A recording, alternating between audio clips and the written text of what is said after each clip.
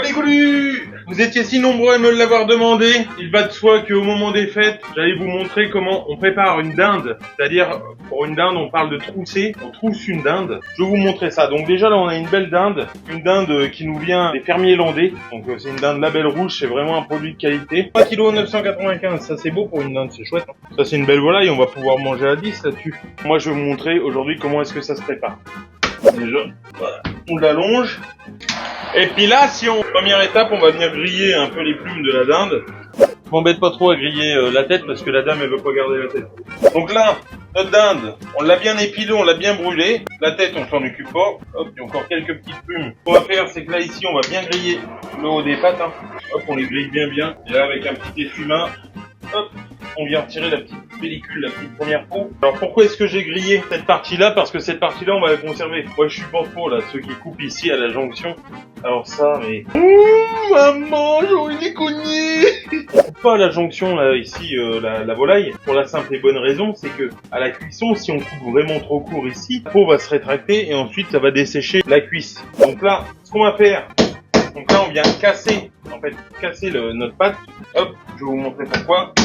La dinde, on lui a cassé les pattes, en fait, pour la simple et bonne raison, c'est qu'à l'intérieur, dans une cuisse de dinde, il y a 7 nerfs qui sont très durs, très difficiles, du coup, à avoir et très désagréables à manger. Nous, on les laisse pas. On fait un petit nœud, comme ça, coulant. On coince la patte de la dinde dedans. C'est là où t'es content de faire plus de 130 kilos.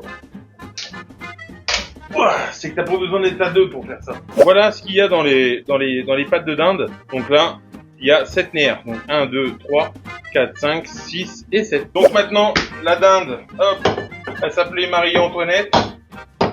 Hop, on coupe correctement le bout des pattes, là où on avait cassé tout à l'heure avec le dos de notre feuille.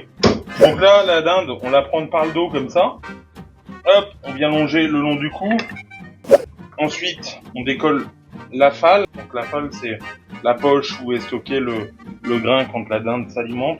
Pour pas la percer, il faut la prendre du côté gauche de la dinde. Donc là, c'est ok pour ce côté-là. On vient découper une petite incision de chaque côté. Là, ici, on fait le tour du cul, tout simplement. Là, maintenant, vous avez connu Didi leur bouteux. Didi, le proctologue.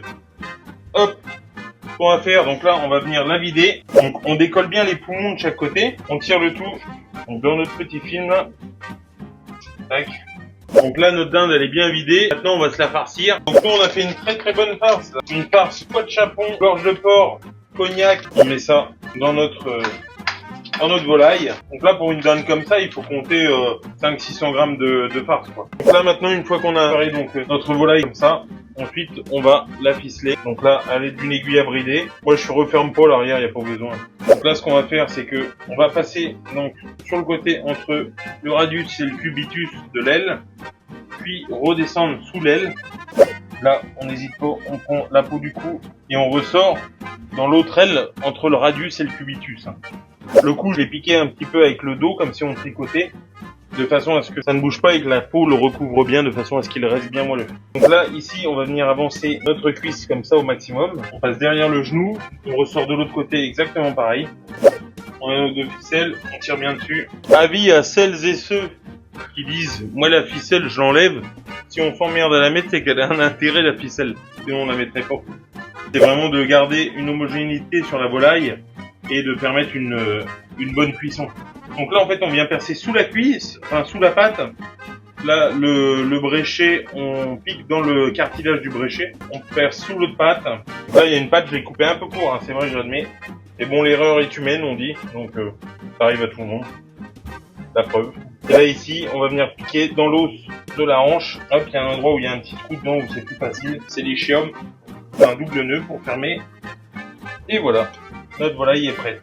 Donc là, on a une volaille qui est homogène, qui va rôtir tout doucement. Ça va rôtir pendant, allez, sachant que c'est farci, il faut faire 3 heures à 150 tout doucement. On l'arrose, on la bichonne, on en prend soin, comme on pourrait prendre soin de son homme, par exemple. Et voilà, et du coup, ça va rôtir tout doux. Et là, le croupion ici, donc lui, il est un petit peu à part, mais c'est pas grave parce que le croupion, moi, je trouve que ça a besoin d'un petit peu plus de cuisson que le reste.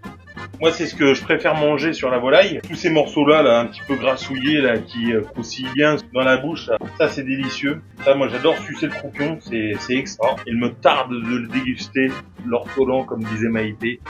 En petite dédicace à elle, hein. Moi vous savez que je l'aimais plus que tout. Et malheureusement elle nous a quittés. Donc voilà, moi j'ai fini avec cette dinde. Je vous dis Lizoubok, à plus.